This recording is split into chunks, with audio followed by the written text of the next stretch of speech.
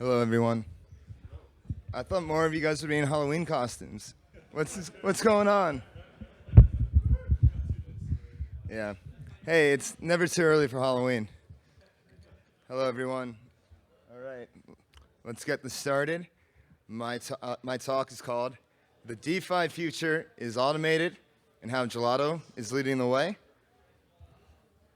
Hello, everyone. So, my name is DeFi Dave.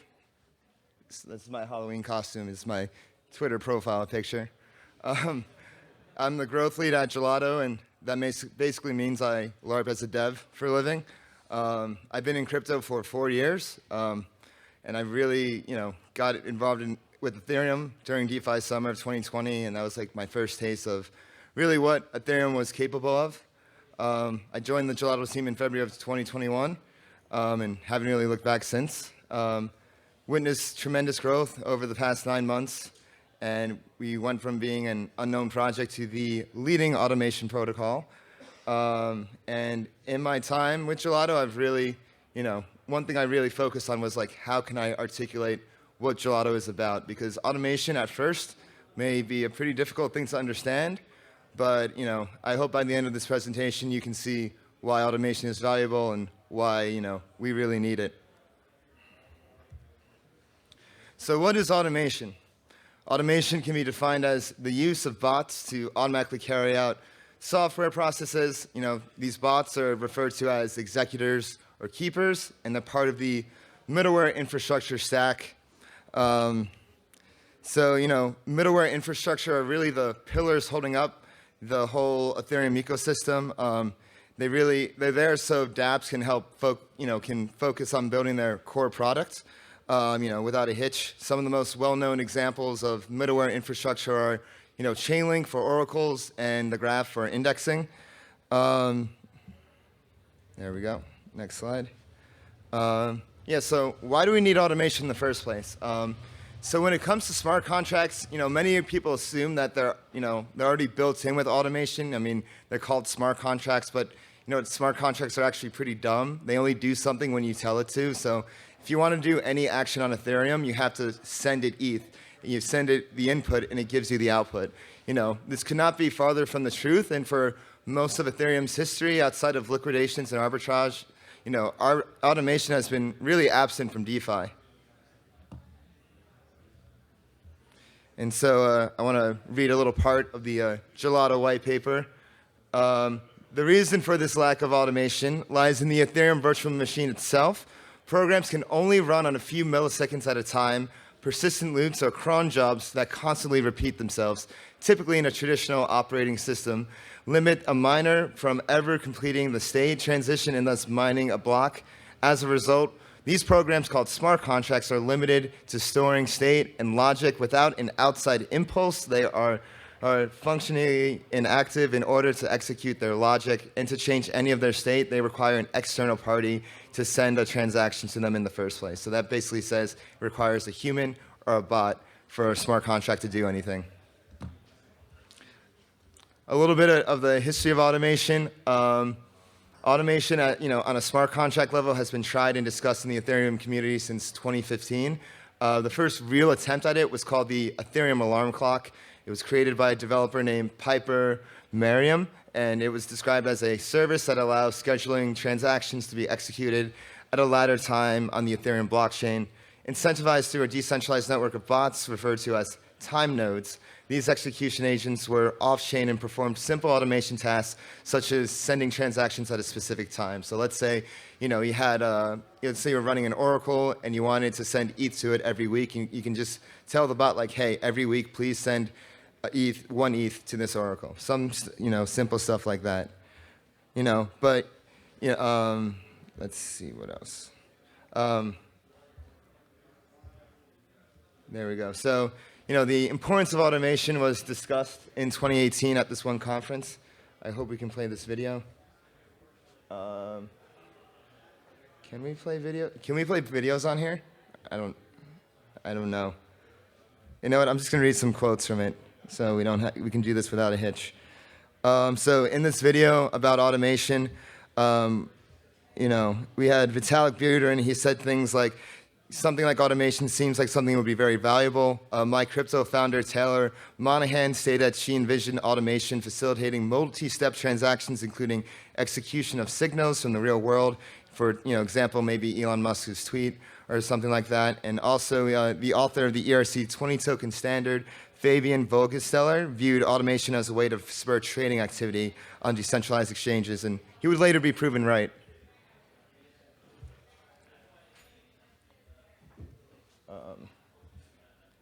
Okay, so the first wide use case of automation were maker keepers.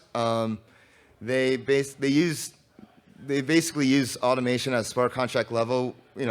One of the first use cases of automation at smart contract level was the launch of DAI, a decentralized over collateralized stablecoin. The maker system works by generating DAI. One must over collateralize a certain amount of assets in order to generate DAI. So if they wanted to generate $1,000 worth of DAI, they would need to put $1,500 worth of assets in. If they drop, if you ever drop below the collateral ratio, you would get liquidated.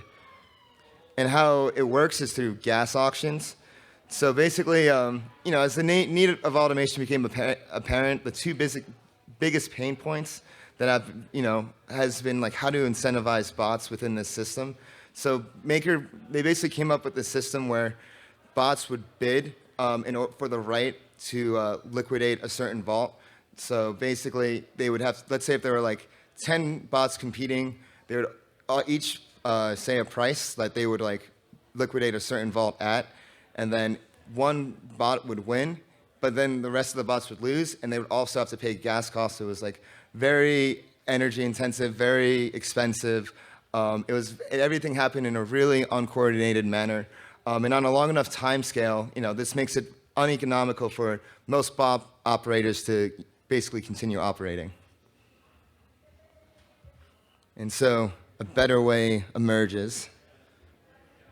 And,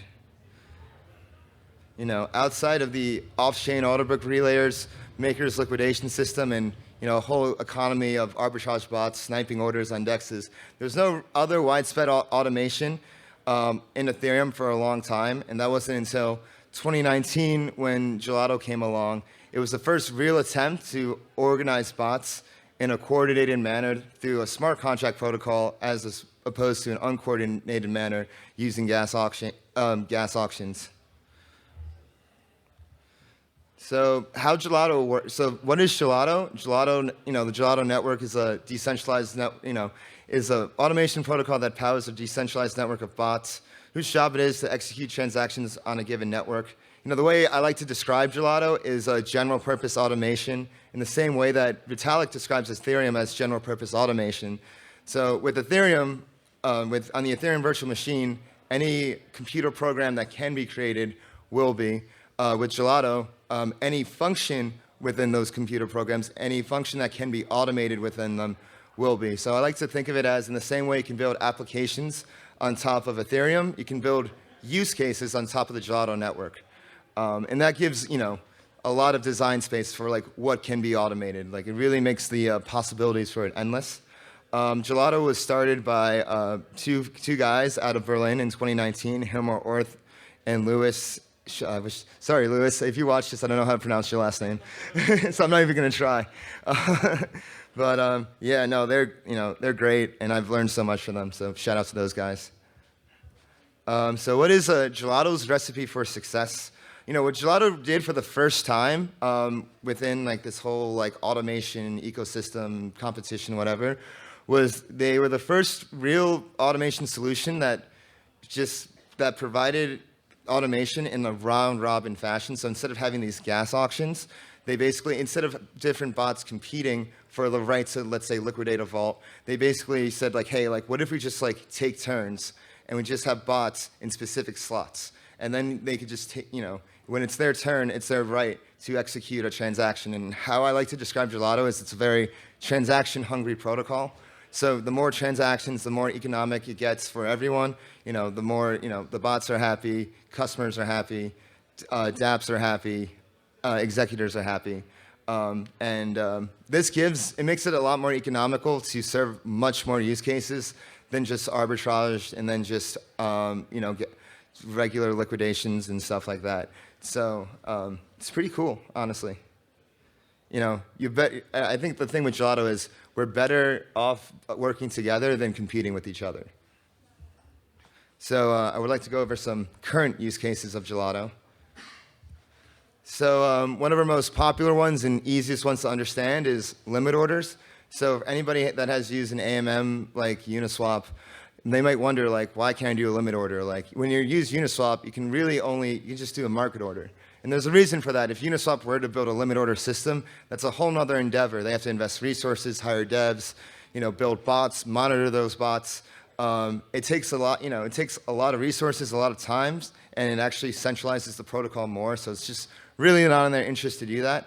And so with Gelato, like what we built is our own limit order libraries, where it's very easy for any DEX, AMM to just hook up, plug and play our limit order library into their own AMM.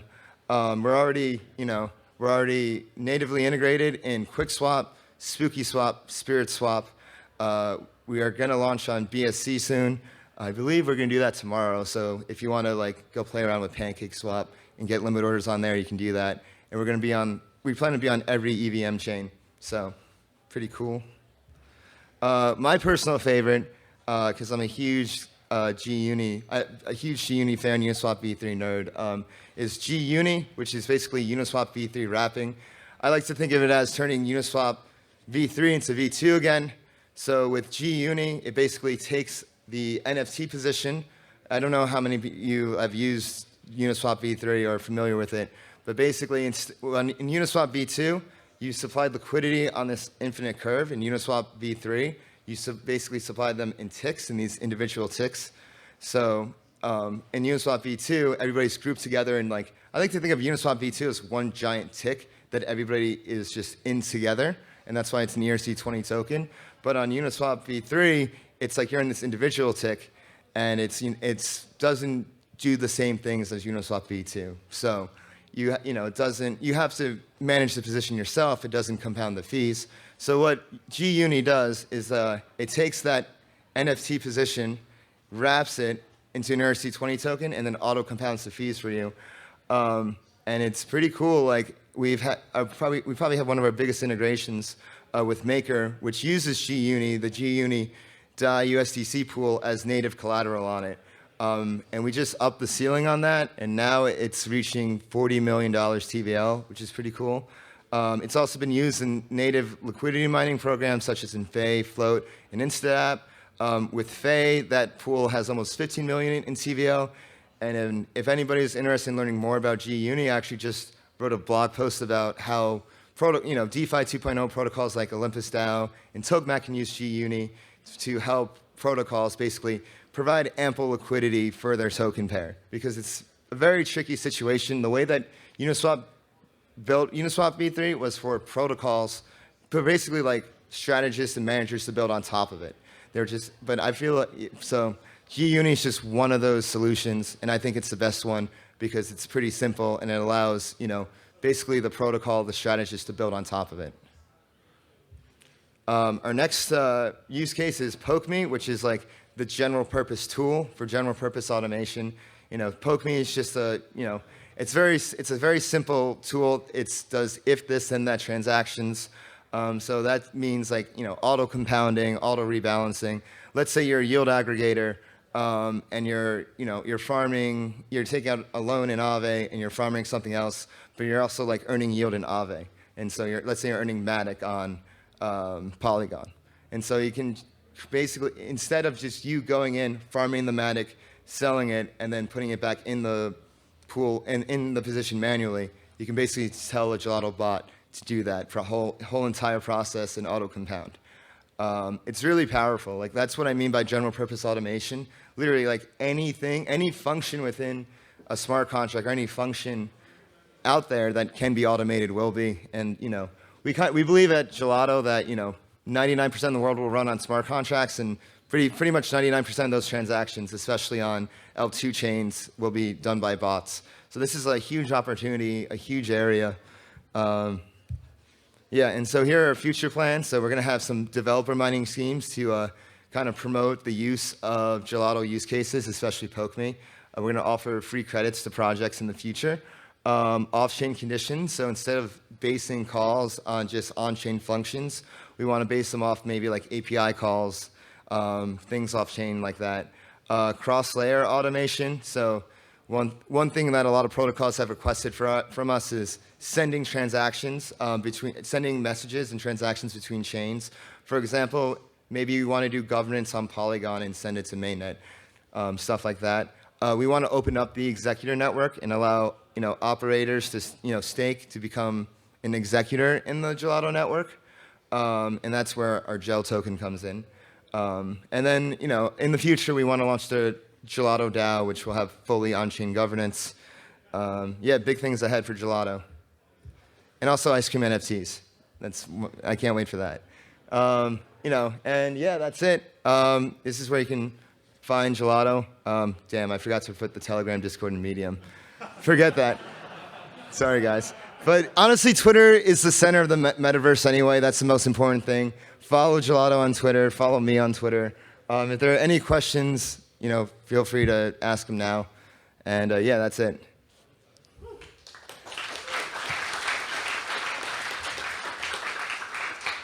Any questions? Yes.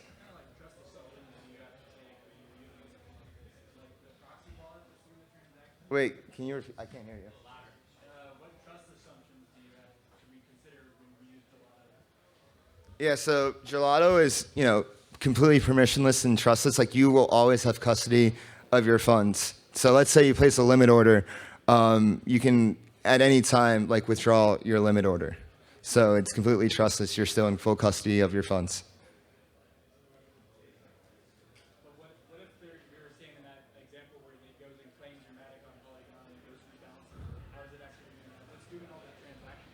Signing off So our bots basically monitor, kind of the state on chain, and you set the condition.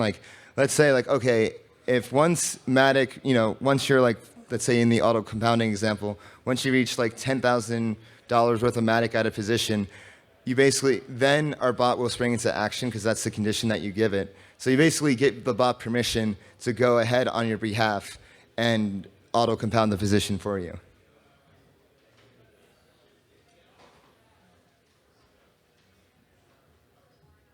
Any other questions?